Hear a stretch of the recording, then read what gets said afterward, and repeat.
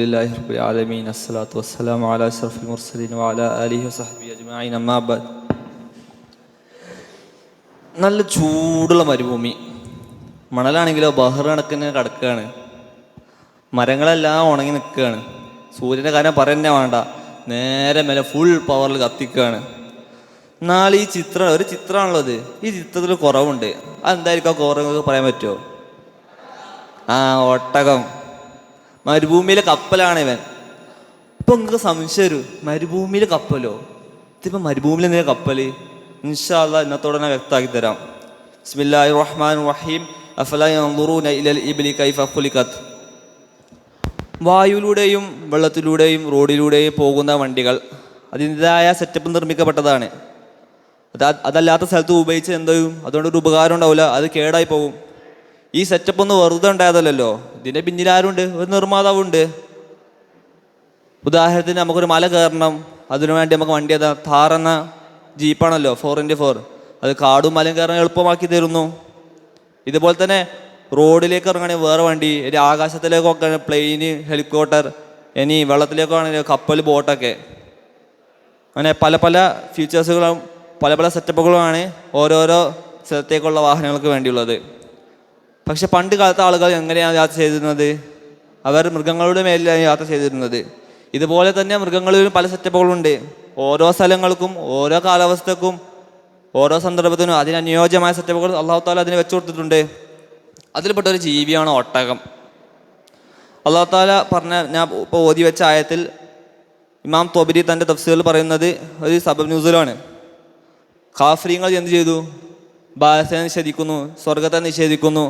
അന്നേരം അള്ളാഹു താല ഈ ആയത്തിറക്കി. ഇതിലൂടെ മനസ്സിലാകുന്നത് എന്താണ്? ഇത്രയ്ക്കും വലിയ ആഖിറത്തെ നിഷേധിക്കുമ്പോൾ അവർ നോക്കാത്തത് എന്താണ്? സ്വന്തം സമ്പത്തും സ്വന്തം പ്രിയപ്പെട്ട വാഹനവും. എത്രത്തോളം വെച്ചാൽ അവർ ആരെയും കൊന്നാൽ ദിയത്ത് കൊടുക്കുന്നത് എന്താണ്? 100 ഒട്ടകത്തെയാണ്. അങ്ങനെ അവരുടെ വലിയൊരു സമ്പത്തായ ഒട്ടകത്തിലേക്ക് പോലും തിരിഞ്ഞു നോക്കുന്നില്ല. അത്രത്തോളം എന്തായി? അവരുടെ ചിന്ത അന്ധമായി പോയി.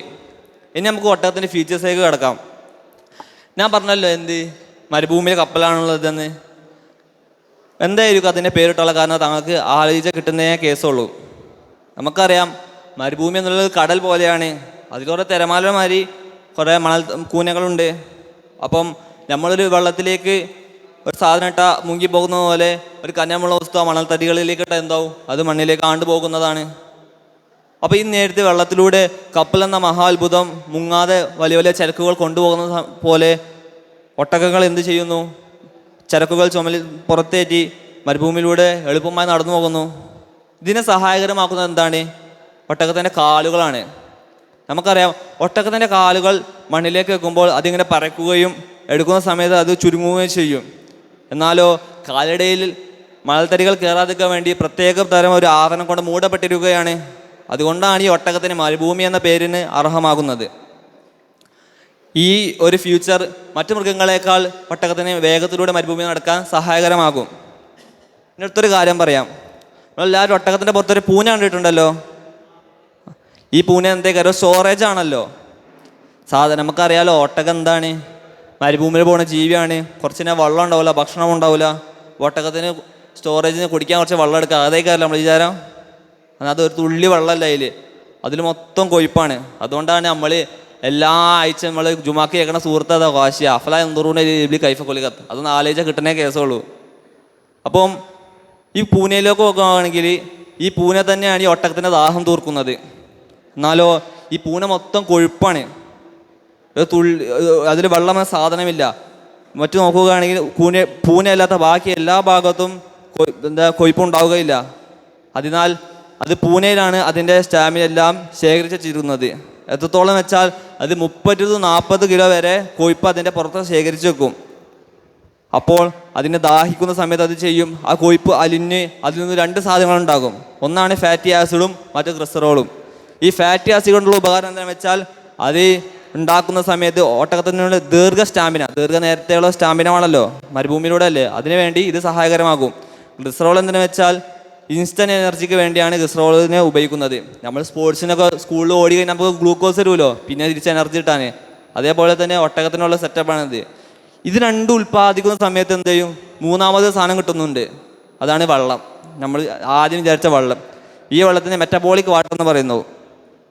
ഈ വെള്ളമാണ് ഒട്ടകത്തിനെ ദീർഘകാലം വെള്ളം കുടിക്കാതെ കഴിഞ്ഞുകൂടാൻ സഹായിക്കുന്നത്. ഇനി നമുക്കറിയാം, ഒട്ടകം മരുഭൂമിയിലെ ജീവിയായതുകൊണ്ട് മരുഭൂമിയോട് പൊരുത്തപ്പെട്ട് പോകണമല്ലോ. അതിലെ ആ മരുഭൂമിയുടെ ചൂടും അതിൻ്റെ അറ്റ്മോസ്ഫിയറൊക്കെ അല്ല ഉൾക്കൊണ്ട് പോകണമല്ലോ. അതിനാൽ തന്നെ നമുക്കറിയാം മരുഭൂമി എത്രത്തോളം ചൂടാണെന്ന്. അപ്പോൾ ഒട്ടകത്തിൻ്റെ വേറൊരു പ്രത്യേകത എന്ന് വെച്ചാൽ, നമ്മൾ സൂറത്തുൽ മുർസലാത്ത് നോക്കിയാൽ കാണാം, അന്നഹു ജിമാഅത്തു സുഫർ, മഞ്ഞ കളറാണ് ഒട്ടകം പറഞ്ഞത്. എല്ലാ ഒട്ടകവും ലൈറ്റ് കളറായിരിക്കും. അതിനാൽ അതിലേക്ക് വെയിലടിക്കുമ്പോൾ എന്ത് ചെയ്യും, അത് റിഫ്ലക്റ്റ് ചെയ്ത് മറ്റൊരു ഭാഗത്തേക്ക് പോകും. അതായത് നമ്മൾ പണ്ട് ഉമ്മമാർ പറയുമല്ലോ, മോനെ കറുപ്പ് ഡ്രസ്സ് ഇട്ട് പുറത്തിറങ്ങല്ലേ, വെയിലടിക്കും, ചൂടാവും, മേല് കറുക്കൊക്കെ അറിയുമല്ലോ കറുപ്പ് ഡ്രസ്സ് ഇട്ടാൽ. അതുപോലെ തന്നെ അതിലൊക്കെ തട്ടിച്ച് നോക്കിയാൽ നമുക്ക് മനസ്സിലാകുന്നതാണ്, അതിനെ ചൂടിൽ നിന്ന് സംരക്ഷിപ്പിക്കും. പിന്നെ മറ്റൊരു കാര്യം എന്താ വെച്ചാൽ, അതിനെ സ്വന്തം ടെമ്പറേച്ചർ തന്നെ കൂട്ടാൻ കഴിയുന്നതാണ്. നമുക്കറിയാം ചൂട് കൂടുന്ന സമയത്ത് അത് 41 to 42 ഡിഗ്രി വരെ സ്വന്തം ടെമ്പറേച്ചർ കൂട്ടും, ചൂട് ഉള്ളിലേക്ക് ഇറങ്ങാതിരിക്കാൻ വേണ്ടി. രാത്രിയായാൽ തണുപ്പായാൽ അത് 34 വരെ കുറഞ്ഞു വരുന്നതാണ്. നേരത്തെ പറഞ്ഞാൽ നമ്മളെന്താണ്, അതിൻ്റെ പൂഞ്ഞയെ മാത്രമേ കൊഴുപ്പുള്ളൂ എന്നുള്ളത്. അതിനാൽ കൊഴുപ്പുള്ളത് മാത്രമേ മനുഷ്യന് വിയർക്കുള്ളൂ. മനുഷ്യൻ്റെ എല്ലാ ശരീരത്തും കൊഴുപ്പുണ്ടല്ലോ, എല്ലായിടത്തും വിയർക്കുന്നു. ഒട്ടകത്തിൻ്റെ പൂഞ്ഞയിൽ മാത്രം കൊഴുപ്പുള്ളൂ, പൂഞ്ഞ മാത്രം വിയർക്കുന്നു. അപ്പോൾ വിയർക്കുമ്പോൾ എന്ത് ചെയ്യും, ഈ വിയർക്കുമ്പോൾ ഉള്ളിലെ വെള്ളം വേസ്റ്റായി പോകാണല്ലോ. നമ്മുടെ ലക്ഷ്യം എന്താണ്, വെള്ളം വേസ്റ്റ് ആകരുത്, വെള്ളം എടുത്തു വെക്കണം എന്നാണ്. ആ നേരത്ത് അതിൻ്റെ വിയർപ്പ് നീരാവി ആവാതിരിക്കാൻ അതിൻ്റെ പൂന തണുക്കുന്നതാണ്. AC മാതിരി ഈ CPU ബാക്കിലൊക്കെ ഉണ്ടല്ലോ ഫാന്, CPU കൂളാൻ വേണ്ടി അതിൻ്റെ പൂനൊക്കെ അതായത് സെറ്റപ്പ് ഉണ്ട്. നമ്മൾ അടുത്തൊരു ഫീച്ചർ നോക്കുകയാണെങ്കിൽ എന്താണ്, ഒട്ടകത്തിൻ്റെ ചുണ്ടുകളാണ്. ഇമാം ആലൂസി തൻ്റെ തഫ്സീറായ റൂഹുൽ മആനിയിൽ പറയുന്നുണ്ട്, ഒട്ടകത്തിൻ്റെ ചുണ്ടുകൾ, ഒട്ടകം ഏത് ഭക്ഷണവും മുള്ളാണെങ്കിലും പുല്ലാണെങ്കിലും ഏത് ചെടിയാണെങ്കിലും തിന്നുന്നതാണ്. സാധാരണ നമുക്ക് അങ്ങനെയല്ലല്ലോ, ഓരോ പശുവാണെങ്കിൽ അതിൻ്റെതായ അത് പുല്ല് അങ്ങനെയാണ്, ആടാണെങ്കിൽ പ്ലാവിലയാണ്. പക്ഷെ ഒട്ടകം അങ്ങനെയല്ല, ഒട്ടകം എന്തും തിന്നും, ഏത് പുല്ലും തിന്നും. കാരണം എന്താ വെച്ചാൽ അതിൻ്റെ നാവ് വളരെ കട്ടിയുള്ളതും ചുണ്ടും വളരെ കട്ടിയുള്ളതുമാണ്. അതിനാൽ അതിൻ്റെ ചുണ്ടാണെങ്കിൽ 4 ഭാഗത്തേക്ക്, നമ്മൾ പണ്ടത്തെ ജനാല പോലെ 4 പാളി ഉണ്ടാകുന്നതാണ്. അത് ഇഷ്ടമുള്ളത് അതിന് തുറക്കാൻ കഴിയുന്നതാണ്. അപ്പോൾ അതിന് ഏത് പുല്ലും മുള്ളും അനായാസം ചവക്കാൻ കഴിയും. അപ്പോൾ ഇതൊക്കെ പറഞ്ഞു വരുന്നതെന്ന് വെച്ചാൽ, ഇതൊക്കെ അള്ളാഹുവിൻ്റെ വുജൂദിനെയാണ് നമ്മളിവിടെ അറിയിക്കുന്നത്, അല്ലേ? ഇത്രത്തോളം ഫീച്ചേഴ്സൊന്നും സ്വന്തമൊക്കെ ഉണ്ടായി വരില്ലല്ലോ, ഇതിന് പിന്നീട് നിർമ്മാതാവുണ്ട്, അതാണ് അള്ളാഹു. അതിനാൽ ഞാൻ ഇത്ര കണ്ടുവച്ചതിൽ ആകെ എനിക്ക് കിട്ടിയത് ഇത്രയാണ്. ഇനി ഇതിന് പിന്നിൽ കുറേ ശാസ്ത്രങ്ങളുണ്ട്. ഈ സൂറത്തിൽ നിന്ന് നോക്കുകയാണെങ്കിൽ ഇതിന് 3 ആയത്ത് വേറെ വരുന്നുണ്ട്. അതിനാൽ അള്ളാഹു സുബ്ഹാനഹു വ തആല നമുക്ക് അള്ളാഹുവിൻ്റെ സൃഷ്ടികളെ മനസ്സിലാക്കാനും അള്ളാഹുവിൻ്റെ കുദ്റത്തിനെ മനസ്സിലാക്കാനും ഈ കുദ്റത്തിൻ്റെ ഉമ്മത്തിനെ പ്രയോജനപ്പെടുത്തി കൊടുക്കാനും അള്ളാഹു തൗഫീഖ് നൽകുമാറാകട്ടെ. ആഖിറു ദഅ്വാനാ അൽഹംദുലില്ലാഹി റബ്ബിൽ ആലമീൻ. അസ്സലാമു അലൈക്കും വറഹ്മത്തുള്ളാഹി വബറകാതുഹു.